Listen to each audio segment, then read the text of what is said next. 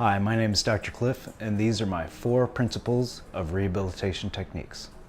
First, we want to reorganize the scar tissue in the injured area to increase the oxygen flow and functional range. Second, we want our spine and joints to have an optimal alignment. So this is to increase the functional range of the joint that may be affected by tight scar tissue. Scar tissue shrinks over time and decreases the flow of nerve arteries and veins. We want to break up that unorganized tissue and remodel it. Third, we want to remove negative feedback loops between the brain and the injury, so the nerves can return to a relaxed growth mode versus a tense protective mode. Pain can amplify over time if the injured area is not treated properly. So all injuries are recorded in the body, and it needs intervention to remodel it, to tear it up. This is called remodeling. Fourth, we want to provide the building blocks so that the cells have the right material to build and rebuild. This is nutrition. So the main science between these principles are oxygen and what we learned in med school called the Krebs cycle. So the Krebs cycle, also known as the citric acid cycle, creates 38 ATP in an aerobic state.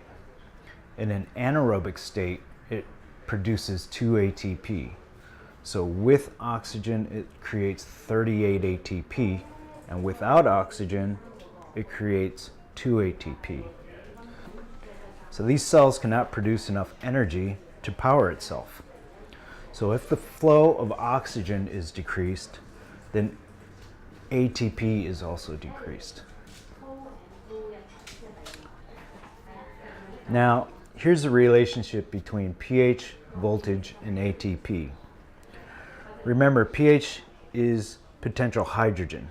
It's a measure of the electromotive force, otherwise known as voltage.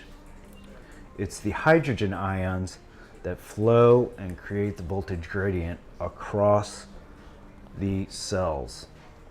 And these can be measured in millivolts. So a low voltage is related to low oxygen. So in this case, we can potentially change the voltage in the cell by increasing the oxygen and increasing the blood flow. So once again, there are 3 things that need to happen. First, we need to remodel the scar tissue in that area to regain oxygen and blood flow.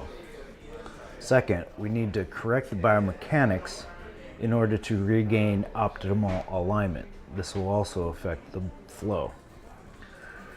Third, we need to turn off the neurological feedback loops in order to regain normal tonicity. And fourth, we need proper nutrition for building blocks. So our skin replaces itself in 6 days, our liver in 8 weeks, our muscles 2 to 16 weeks, our bones 1 year. So over this time, we can rebuild and remodel injured areas that may be causing pain.